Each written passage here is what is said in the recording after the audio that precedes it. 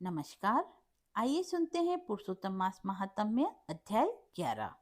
नारद जी कहने लगे, हे मुने, सब मुनियों से भी महान कठिन ऐसा कौन सा तप उस कुमारी ने किया जो हमसे कहिए। श्री नारायण कहने लगे, वह कल्याणी सनातन शिव का अत्यंत उग्र तप करने लगी, जिनके सर्पों के आभूषण, नंदी भृंगी से सेवित 24 तत्वों और तीनों गुणों से स्तुति किए गए महा 8 सिद्धियों और प्रकृति पुरुष और जटा मुकुट से सुशोभित भाल में अर्धचंद्र ऐसे शिव को उद्देश्य करके वह बाला ग्रीष्म ऋतु के सूर्य में पंचाग्नि में स्थित हो दुष्कर तप करने लगी। हेमंत तथा शिशिर ऋतु में ठंडे जल में स्थित मुख जल के ऊपर इस प्रकार दिखाई देता रहे, जैसे जल से ऊपर कमल शोभायमान होता है, ऐसा तप करने लगी। उसका ऐसा उग्र तप सुनकर इंद्र महाचिंता को प्राप्त हो गया। हे अर्जुन, सब देवताओं को और महर्षियों को सराहने योग्य ऐसे उग्र तप से प्रवृत्त हुई ऋषि कन्या को 9000 वर्ष बीत गए। फिर पार्वती पति शंकर जी ने इनके तप से प्रसन्न होकर अपना गोचर रूप दिखाया। उस रूप को देखकर वह कन्या झटपट खड़ी हो गई, मानो उसकी देह में प्राण आ गए हो। तप के प्रभाव से उसका शरीर दुर्बल हो गया था, मानो अब हष्टपुष्ट हो गया। उस बाला ने नम्र होकर श्री शंकर जी को नमस्कार किया और विश्व वंदित श्री शंकर जी को मनसोपचार से पूजन किया और उनकी स्तुति करने लगी। हे राजन, जब उस मेधावी ऋषि की तपस्विनी ने श्री शंकर भगवान की स्तुति करके वह शांत हो गई, तब महा उग्र तप से उसका किया हुआ स्तोत्र सुनकर प्रसन्न मुख वाले भगवान सदाशिव बोले, हे तपस्विनी, तेरा कल्याण हो, मनोवांछित वर मांग। महा आनंद में मग्न कुमारी ऐसा सुनकर प्रसन्न हुई। वह शिव जी से यह वचन बोली, हे दीनानाथ, यदि आप मुझ पर प्रसन्न हो तो मुझको पति दीजिए। ऐसा ही वह 5 बार कहकर शांत हो गई। तब शिव जी मुनि कन्या को कहने लगे कि हे कन्या, तूने अपने मुख से जैसा कहा है वैसा ही होगा। तूने 5 बार पति मांगा है, सुंदरी, तेरे 5 पति होंगे। श्री कृष्ण कहने लगे, शिव के ऐसे अनीति प्रिय वचन सुनकर वह कन्या बोली, हे सदाशिव, एक स्त्री के एक ही पति हो सकता है। कहीं भी स्त्री 5 पति वाली न देखी न सुनी। एक पुरुष के 5 स्त्रियां तो हो सकती है, परंतु 5 पतियों वाली कैसे होंगी? आपका ऐसा कहना योग्य नहीं है। हे प्रभु, ऐसा वरदान देने में आपको ही लज्जा होगी। उस कन्या के ऐसे वचन सुनकर श्री शिव जी कहने लगे कि इस जन्म में नहीं, अगले जन्म में होंगे। वहाँ तू तपोबल से योनि से उत्पन्न नहीं होगी और वहाँ वर्ता से उत्पन्न सुख को प्राप्त होकर परम पद को प्राप्त करेगी। दुर्वासा मेरा ही रूप है, तूने उसका तिरस्कार किया। यदि दुर्वासा कोपायमान हो जाए तो तीनों लोगों को जला देवे। तूने अत्यंत ब्रह्म तेज का तिरस्कार किया और तूने भगवान के प्रिय पुरुषोत्तम मास का व्रत भी नहीं किया, जिसको श्री कृष्ण भगवान ने सब ऐश्वर्य सौंप दिए हैं। हे बाले, मैं ब्रह्म आदि देवता और नारद आदि तपस्वी जिन श्री भगवान की आज्ञा को नहीं टाल सकते, तूने उनको नहीं पूजा और उनका अनादर किया, इसीलिए तेरे 5 पति होंगे। हे बाले, जो पुरुषोत्तम मास की निंदा करता है वह घोर नरक में जाता है। उसके विपरीत कभी भलाई नहीं हो सकती। जो पुरुषोत्तम के भक्त है वह पुत्र पौत्र और धन से युक्त है और इस लोक और परलोक की सिद्धियों को प्राप्त करते हैं। हम सब देवता भी पुरुषोत्तम की सेवा करते हैं। इस प्रकार कहकर श्री नीलकंठ महादेव तत्काल अंतर्ध्यान हो गए। तब वह कन्या चकित रह गई। सूत जी कहने लगे कि हे ऋषियों, सदाशिव के अंतर्ध्यान होने से उस कन्या को भी चिंता हो गई। 11वां अध्याय समाप्त हुआ। आइए अब सुनते हैं पुरुषोत्तम मास में नित नेम से सुनी जाने वाली पुरुषोत्तम स्नान की कहानी। किसी गांव में एक बुढ़िया माई रहती थी। उसके एक बेटा और एक बहू थी। बुढ़िया माई बहुत ही धार्मिक प्रवृत्ति की थी। वह रोज पूजा पाठ किया करती थी।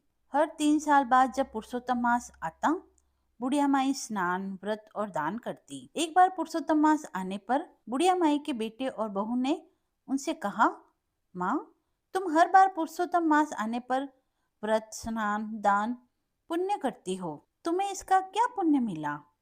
मेरी शादी को 5 साल हो गए, ना तो तुम्हारे कोई पोता हुआ, ना ही मुझे कोई अच्छी नौकरी मिली। तब बूढ़ी माँ ने कहा कि मैं पुरुषोत्तम भगवान से मिलकर पूछूंगी कि मेरे स्नान दान का पुण्य कब मिलेगा और मैं घर तभी वापस आऊंगी जब मुझे पुरुषोत्तम भगवान मिल जाएंगे। बुढ़िया पुरुषोत्तम भगवान की जय कहकर अपने घर से निकल गई। चलते चलते उसे रास्ते में एक कोढ़ी मिला। उसने बुढ़िया माई से कहा, माई तुम कहाँ जा रही हो? तो बुढ़िया माई ने कहा, भाई मैंने अपने जीवन में हर तीसरे साल आने वाले पुरुषोत्तम मास में स्नान, व्रत, दान आदि किया, लेकिन मेरे बेटे बहू कहते हैं इसका मुझे कोई फल या पुण्य नहीं मिला। मैं पुरुषोत्तम भगवान से मिलकर यह पूछूंगी कि मुझे इसका फल कब मिलेगा। तब उस कौड़ी ने कहा कि बहन, अगर तुम्हें पुरुषोत्तम भगवान मिले तो उनसे मेरे भी दुख का निवारण पूछना। जब मैं 15 साल का था तभी से मुझे कोढ़ हो गया है। मुझे यह किस पाप की सजा मिली है? बूढ़ी माँ ने कहा, ठीक है भैया, पूछ लूंगी। यह कहकर जय हो पुरुषोत्तम भगवान की, जय हो पुरुषोत्तम भगवान की कहते कहते वह आगे चली गई। आगे चलते चलते रास्ते में उसे कुम्हार पति पत्नी मिले। उन्होंने पूछा, बूढ़ी माई आप कहाँ जा रही हो? तो बूढ़ी माई ने सारी बातें उन्हें भी बता दी। वो बोले, माई क्या तुम हमारे दुख के निवारण के बारे में भी पुरुषोत्तम भगवान से पूछोगी? हमारी जीविका का साधन बस यह मटके बनाना ही है, लेकिन 3-4 साल से हमारे चाक पर टूटे फूटे मटके ही बन रहे हैं। कुछ सही मटके बन भी जाते हैं तो पकाते वक्त वह टूट जाते हैं। ऐसा क्यों हो रहा है? आप भगवान से जरूर पूछना। तब बुढ़िया माई बोली, मैं तुम्हारे दुख के बारे में भगवान पुरुषोत्तम से जरूर पूछूंगी। ऐसा कहकर बुढ़िया माँ जय पुरुषोत्तम भगवान की, जय पुरुषोत्तम भगवान की कहते कहते आगे बढ़ी तो उसे रास्ते में एक सांप मिला। वह बोला, बूढ़ी माँ मैं तुझे डसूंगा। तो बूढ़ी माँ ने कहा, अगर तुझे मुझे डसना है तो डस लेना, लेकिन अभी मैं पुरुषोत्तम भगवान से मिलने जा रही हूँ, उनसे मिलकर आऊं तब तुम मुझे डस लेना। तब सर्प बोला कि माई अगर तुम्हें पुरुषोत्तम भगवान मिले तो मेरे भी दुख का निवारण पूछना। मेरी नागिन हर साल अंडे देती है, लेकिन एक भी सपोला जिंदा नहीं बचता। ऐसा क्यों? तब बूढ़ी माँ ने कहा, मैं जरूर पूछ लूंगी। फिर बुढ़िया माई जय हो पुरुषोत्तम भगवान की, जय हो पुरुषोत्तम भगवान की कहते कहते आगे चलने लगी। एक पेड़ के नीचे एक साधु महात्मा बैठे थे। उन्होंने पूछा, बूढ़ी माई तुम कहाँ से आई हो और कहाँ जा रही हो? तो बूढ़ी माँ ने उन्हें अपने बेटे बहू के द्वारा दिए गए ताने के बारे में सारी बात बतलाई। तब साधु महात्मा ने कहा कि क्या भगवान ऐसे ही मिल जाते हैं? और अगर मिल भी गए तो तुम उन्हें पहचानोगी कैसे? तब बूढ़ी माई बोली, मैं उन्हें पहचान लूंगी। फिर बूढ़ी माई ने उन्हें प्रणाम किया और कहने लगी, जय हो पुरुषोत्तम भगवान की। फिर साधु महात्मा बने पुरुषोत्तम भगवान ने बूढ़ी माई को दर्शन दिए और कहा, तुम्हें क्या चाहिए? तब बूढ़ी माँ ने कहा, भगवान मुझे आपके दर्शन हो गए, मुझे और कुछ भी नहीं चाहिए। तब पुरुषोत्तम भगवान ने कहा, तुम्हारा कल्याण हो। फिर बूढ़ी माँ रास्ते में मिले दुखियारों का एक एक करके निवारण पूछने लगी। सबसे पहले बूढ़ी माँ ने कोढ़ से पीड़ित व्यक्ति के बारे में पूछा तो भगवान ने कहा, वह अपने पिछले जन्म के कर्मों का फल भोग रहा है। पिछले जन्म में वह एक राजा था और वह अपने राज्य के लोगों को बिना अपराध के दंड देता था। उसे उन लोगों की हाय लगी है। तुम मेरे चरण की धूल ले जाओ और उसके कोढ़ पर लगा देना, वह ठीक हो जाएगा। फिर बूढ़ी माई ने कुम्हार के दुख का कारण पूछा। तब भगवान ने कहा कि एक बार बूढ़े माता पिता अपने लड़की के विवाह के लिए कलश लेने आए थे। वह बहुत गरीब थे, उनके पास पैसा नहीं था। पैसा न होने के कारण उन्होंने उन माता पिता को कलश नहीं दिया। उस कुम्हार को उन बूढ़े माता पिता की हाय लगी है।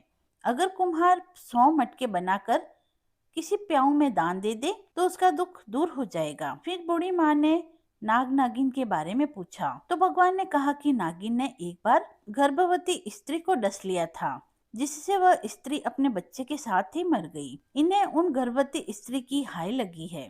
अगर यह नाग नागिन किसी गरीब को अपनी अमृतमणि दे दे तो उन्हें संतान की प्राप्ति हो जाएगी। फिर बूढ़ी माई ने भगवान को प्रणाम किया तो भगवान पुरुषोत्तम अंतर्ध्यान हो गए। फिर बूढ़ी माँ ने भगवान के चरणों की धूल ली और वहां से चल दी। सबसे पहले वह सांप को मिली। सांप से पूछा, क्या हुआ माई, भगवान के दर्शन हुए? तब बूढ़ी माँ ने कहा, हाँ हुए। तो सांप ने कहा कि तुमने मेरे दुख का निवारण पूछा? तो बूढ़ी माँ ने सारी बात सांप को बता दी और वह बोला, माई मैं कोई गरीब व्यक्ति कहाँ से लाऊं? मेरे पास डर के मारे कोई आता ही नहीं। यह अमृतमणि तुम ही ले जाओ। सांप ने वह अमृतमणि उस बूढ़ी माई को दे दी। मणि लेकर बूढ़ी माई अपने घर की ओर चल दी तो आगे उसे कुम्हार पति पत्नी मिले और उन्होंने पूछा, क्या तुम्हें भगवान के दर्शन हुए और तुमने हमारे दुख का निवारण पूछा? तो बूढ़ी माई ने सारी बात उन्हें बता दी। तब कुम्हार दंपति ने कहा, हम आज ही 100 मटके एक प्याऊ में दान कर देंगे। अब वह आगे चली, उसे वही कोड़ी मिला। तो उसने पूछा, क्या हुआ बहन, तुम्हें भगवान ने दर्शन दिए? तुमने मेरे दुख का निवारण पूछा? तब बूढ़ी माँ ने कहा, हाँ, मुझे भगवान ने दर्शन दिए। मैंने तुम्हारे दुख का निवारण भी उनसे पूछ लिया। फिर बूढ़ी माई ने कोड़ी को सारी बात बता दी और कहा, यह तुम्हारे पूर्व जन्म के कर्मों का फल है जो तुम भोग रहे हो।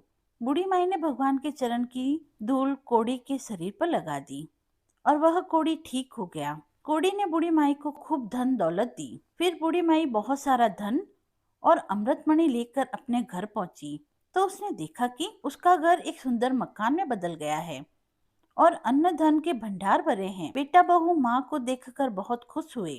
बेटे ने कहा, माँ, मुझे बहुत अच्छी नौकरी मिल गई है और तुम्हारी बहू भी पुरुषोत्तम भगवान की कृपा से गर्भवती है। बेटे बहू ने भगवान के चरणों की धूल को अपने माथे से लगाया और सबने पुरुषोत्तम भगवान की जय हो के जयकारे लगाए। कथा समाप्त हुई। यदि आपको यह पसंद आई हो तो आप कमेंट बॉक्स में पुरुषोत्तम भगवान की जय लिखकर अपनी भक्ति को व्यक्त करें। मिलते हैं अगले वीडियो में, तब तक के लिए धन्यवाद।